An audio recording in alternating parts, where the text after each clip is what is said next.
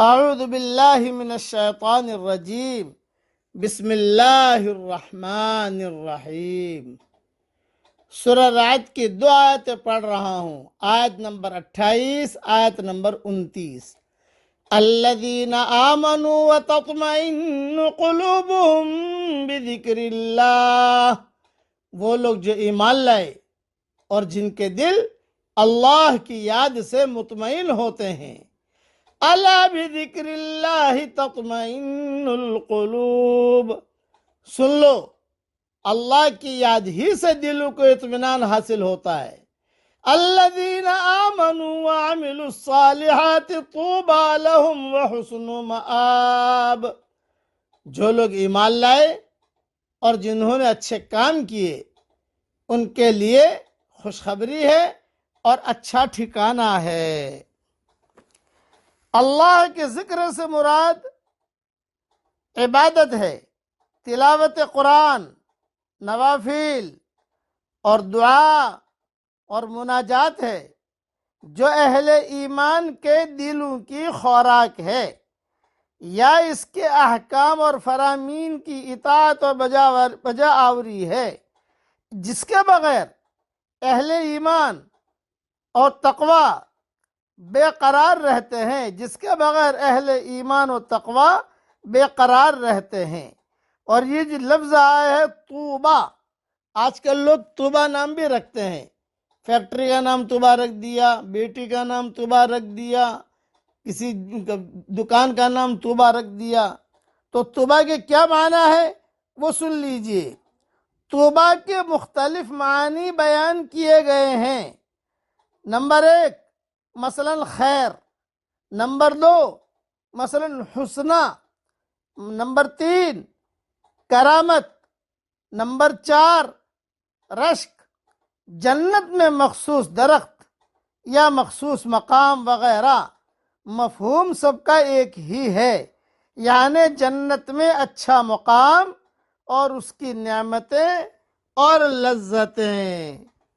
اب ایک اہم نصیحت سن لیجئے کہ مومن کسے کہتے ہیں۔ مومن وہ ہے جو سورج کو دیکھے تو اس کی روشنی میں خدا کے نور کو پالے، وہ آسمان کی وسعتوں میں خدا کی لامحدودیت کا مشاہدہ کرنے لگے، وہ پھول کی خوشبو میں خدا کی مہک کو پائے اور پانی کی روانی میں خدا کی بخشش کو دیکھے۔ مومن اور غیر مومن کا فرق یہ ہے کہ غیر مومن کی نگاہ مخلوقات میں اٹک کر رہ جاتی ہے اور مومن مخلوقات سے گزر کر خالق تک پہنچ جاتا ہے۔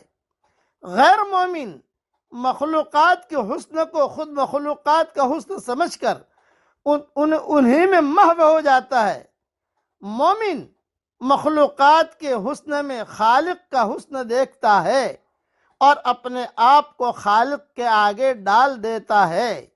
غیر مومن کا سجدہ چیزوں کے لیے ہوتا ہے اور مومن کا سجدہ چیزوں کے خالق کے لیے ہوتا ہے۔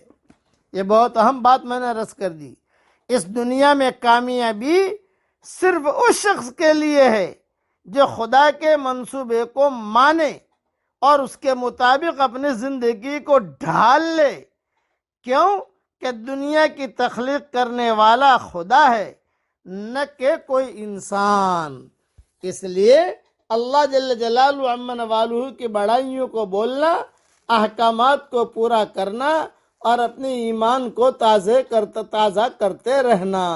گھر میں دینی مذاکرے کرتے رہو، یہ میرے سبق جو آتے ہیں وہ گھر میں بچوں کو بھی سناؤ، تو اللہ کی ذات سے امید ہے کہ ان کے دلوں کے اندر بھی ایمان کا پانی تھوڑا تھوڑا پہنچتا رہے گا۔ وہ سنیں گے، بار بار اللہ رسول کے بعد سنیں گے تو اس کا بھی فرق پڑے گا۔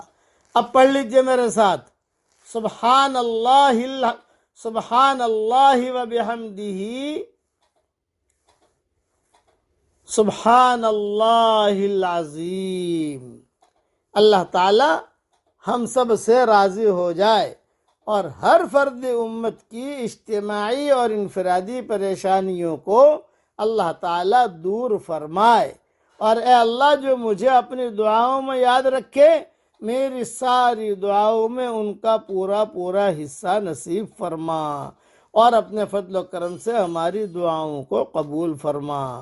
سبحان ربک رب العزت عما یصفون وسلام علی المرسلین والحمد للہ رب العالمین۔